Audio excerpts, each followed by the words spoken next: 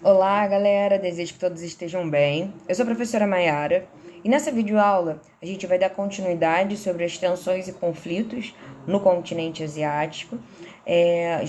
Já falamos um pouco sobre a questão do ataque ao Iraque, a guerra lá no Afeganistão. E agora a gente vai falar um pouco mais sobre a Primavera Árabe e o Estado Islâmico, tá? Então pega seu material que você possa acompanhar comigo. A gente está na página 413. Vamos falar um pouquinho sobre a Primavera Árabe. Bom, vamos entender o contexto, tá? A Primavera Árabe, ela foi uma série de revoltas populares que vão eclodir em mais de 10 países do Oriente Médio e no norte da África. Esse conflito ele começa na Tunísia e vai se espalhar pelas vizinhanças, né?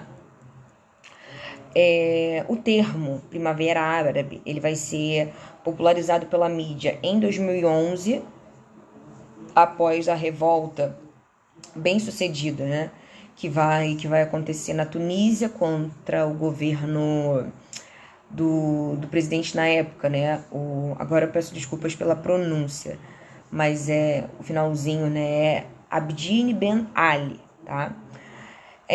O estopim disso, né, o estopim do movimento, até então que estava muito limitado à Tunísia, vai ser a morte do Mohammed, né?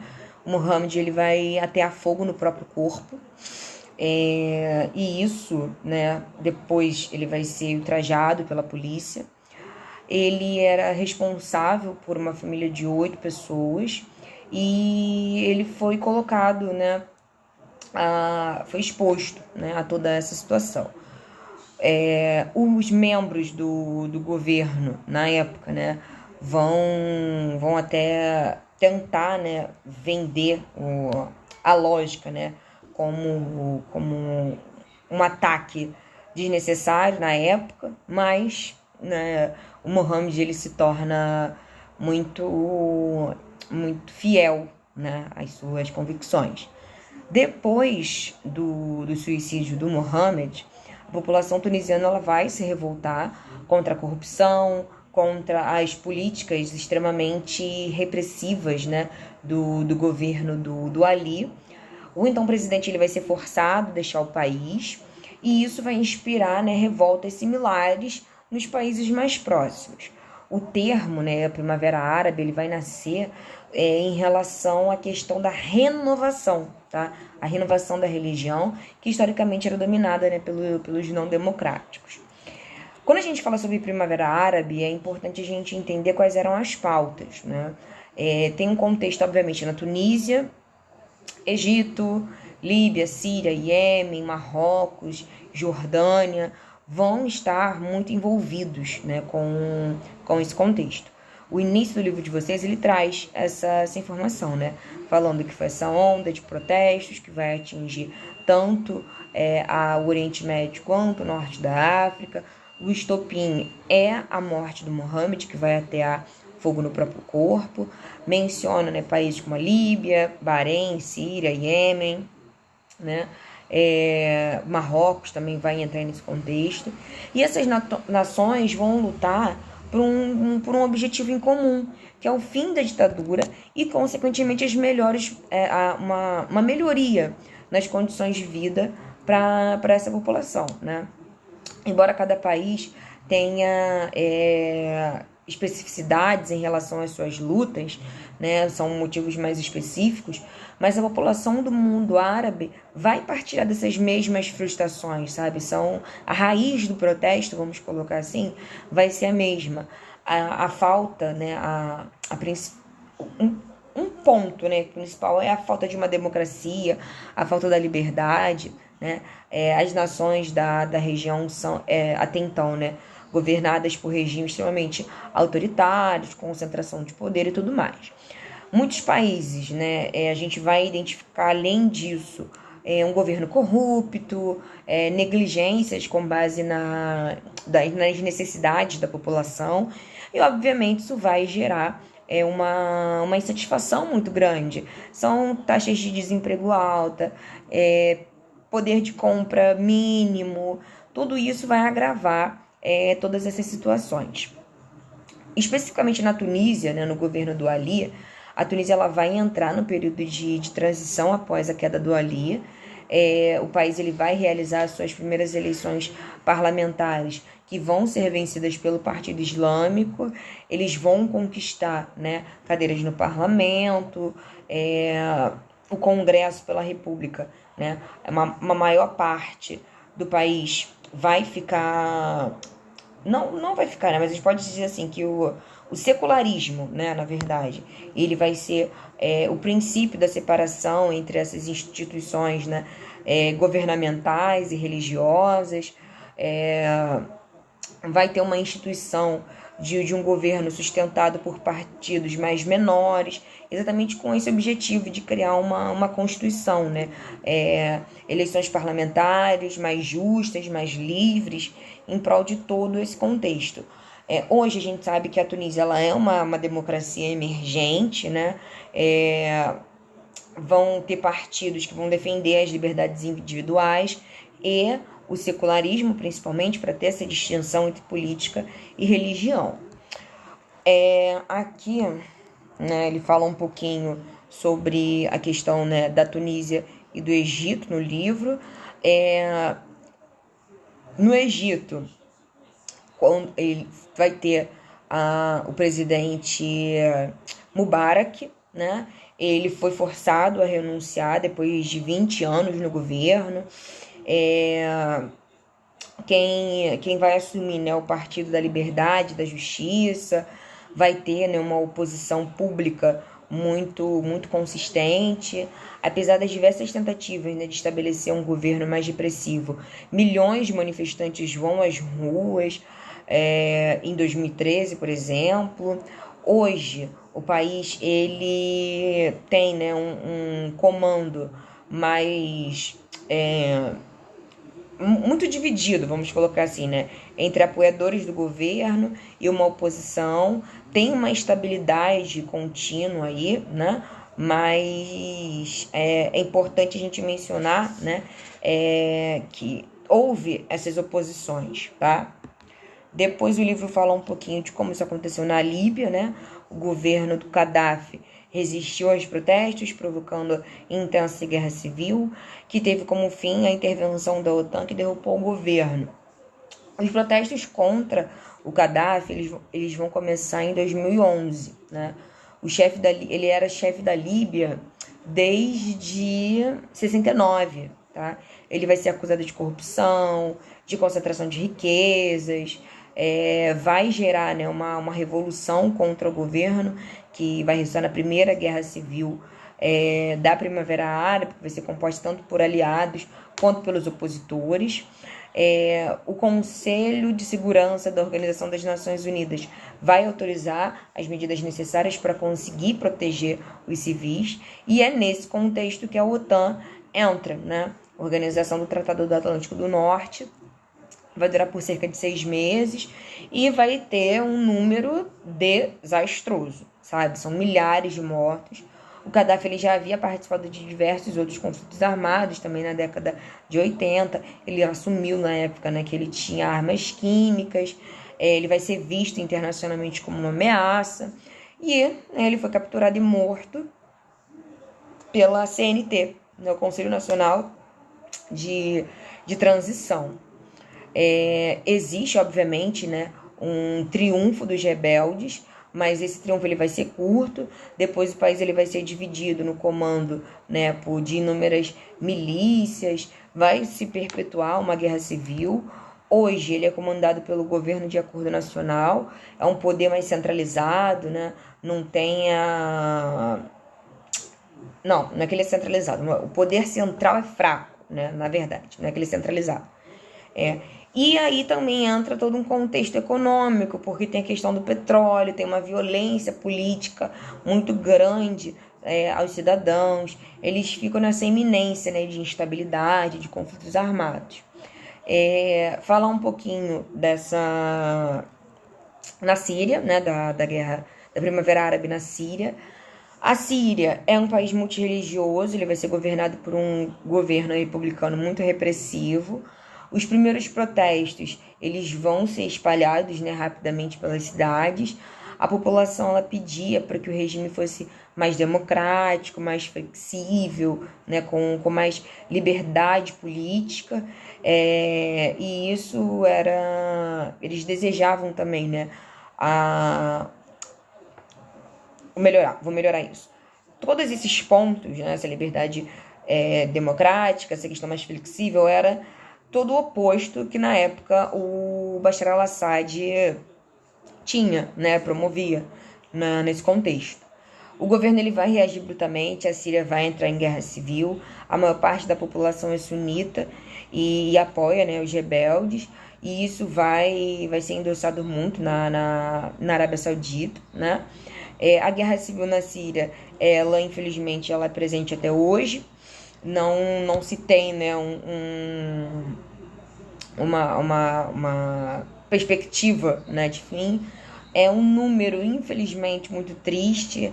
São mais de 40 mil mortos, mais de 1 milhão de pessoas em contexto de refugiados. A gente vai entender um pouquinho, né, essa diferença um pouquinho mais para frente, falar dessa questão dos refugiados também.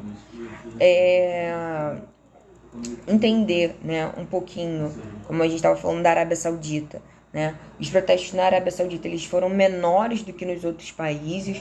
Uma pequena parte da população também vai para as ruas, até mesmo inspirada em toda essa agitação dos outros países. Os manifestantes eles vão pedir a implementação de uma monarquia constitucional, a divisão dos poderes, vão pedir os direitos das mulheres. Na época, o país, né, ele era governado pelo Abdul Aziz, né? Desde 95 ele vai manter vai ter essa permanência, né, no poder. Hoje ainda tem protestos esporádicos pedindo reformas políticas, pedindo liberdade, né, para as mulheres. E existe um legado dessa Primavera Árabe, porque assim, no final de 2010 e 2012, outros países do Oriente Médio e do Norte da África também vão enfrentar conflitos, seja Sudão, Somália, Omã, né? Embora algumas nações tenham avançado nas questões dos direitos humanos, outras não. Algumas avançaram na questão de redução de corrupção, de liberdade de expressão, só que outras a gente não identifica, né? Em pouquíssimos pontos tem uma melhoria na qualidade de vida. A Tunísia foi um exemplo desse, mas ela ainda enfrenta uma instabilidade política grande, tá? Nesse contexto. Depois de a gente falar um pouquinho sobre isso, vamos entender agora sobre o Estado Islâmico, tá? Bom, o que a gente precisa entender sobre isso? Deixa eu só tentar abrir aqui minha página, que ela não quer, tá travada, eu não consigo rolar a página. Calma aí. Bom, trata-se de um grupo terrorista atuante no Iraque e na Síria, que nasce do rompimento das relações com a Al-Qaeda. O objetivo do Estado Islâmico é o califado. O califado é um sistema de governo que vai combinar liderança política e religiosa na figura do califa. No Oriente Médio, no caso, ou seja, né? Porque a ideia é unir todos esses povos, todos os povos muçulmanos dessa região. Para conseguir isso, o grupo ele vai realizar a Guerra Santa, que são os atentados terroristas. E esses atentados terroristas são professados por meio da fé, né? Aí que a gente consegue entender nesse contexto. Vários países do Oriente Médio e da Europa já foram vítimas dos ataques terroristas do grupo, como a Síria, o Iraque, a França, a Alemanha e a Inglaterra. Além do terrorismo, o grupo também faz sequestros, estupros e execuções a minorias religiosas, né? Quando a gente fala do Estado Islâmico, entra, né? Deixa eu ver se eu quero tirar a tela aqui. Não consigo, mas enfim. Quando a gente fala sobre isso, né? A gente pode trazer para nossa realidade bem recente. Bem recente, né? O Reino Unido e os Estados Unidos eles vão reativar uma coalizão internacional contra o Estado Islâmico, né? Essa coalizão, ela conta com mais de 80 países, para vocês terem uma noção. Isso muito em prol dessa tentativa, né, de frear o Estado Islâmico, né? Teve no ano passado, estamos em 2000 e... no ano passado, isso mesmo. No ano passado, teve uma declaração na época do primeiro-ministro falando sobre a necessidade de você eliminar o olho do furacão, né? São pontos muito, muito presentes, tá? Pra gente fechar, né? Deixa eu botar aqui, pronto. Agora eu vou conseguir rodar a tela. Aqui. Cadê? Pronto. Pra gente fechar, né? Nessa questão desses conflitos, o Estado Islâmico ele vai crescer muito, né, com a participação na Guerra Civil da Síria. E eles vão obrigar as pessoas que viviam nessa área, né, a se converterem. Vai ter uma interpretação sunita da religião, que é a Sharia, né, que é o código das leis islâmicas. Isso é importante a gente mencionar, né? Após a guerra lá o ataque, né, do Iraque em 2003, muitos adeptos vão romper, né, com os outros grupos, e a partir daí se tem essa aliança. Existem vários vídeos que são postados, no qual o Estado Islâmico eles se mostram como os responsáveis, sequestros, como foi mencionado aqui, né, estupros, execuções, né, desde que eles se autoproclamaram, né, em 2014, que eles vão, né, declarar oficialmente a criação do Califado Islâmico e tudo mais. Essa violência ela vai ser muito, muito grande nessa região, né? Ela vai ser muito intensificada por meio disso.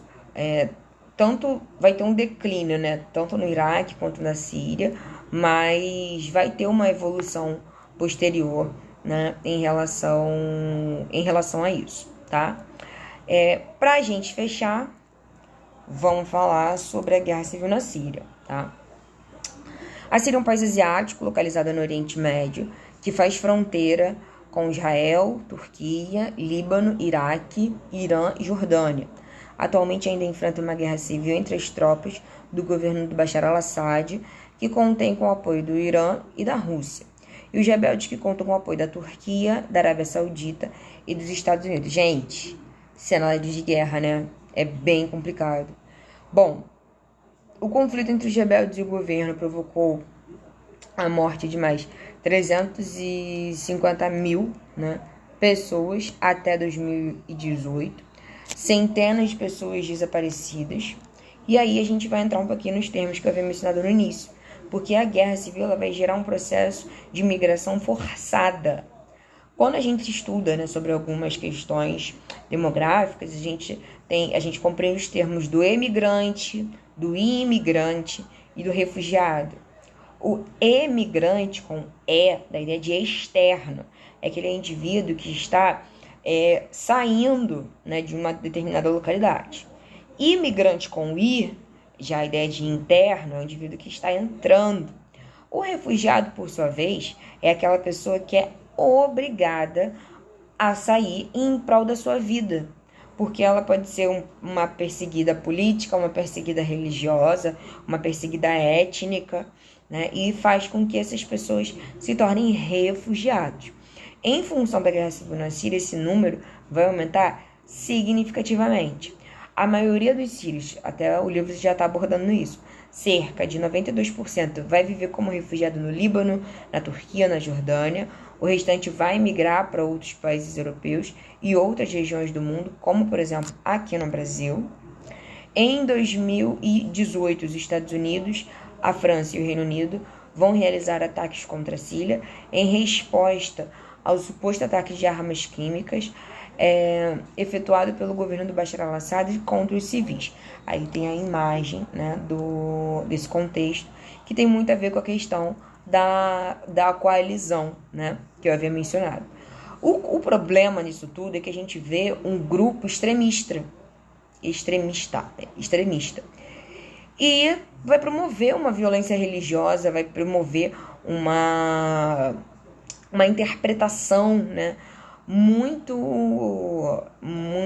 complexa, vamos colocar assim, né, da forma de se professar a fé, né, vão cometer crimes de guerras, né, vão promover, né, perseguições religiosas, vão promover essas perseguições políticas, e isso vai impactar, né, extremamente em função desse contexto, tá, galera?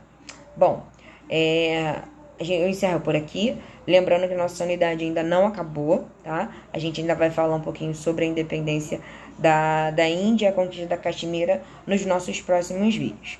Eu encerro por aqui e a gente se encontra numa próxima. Até!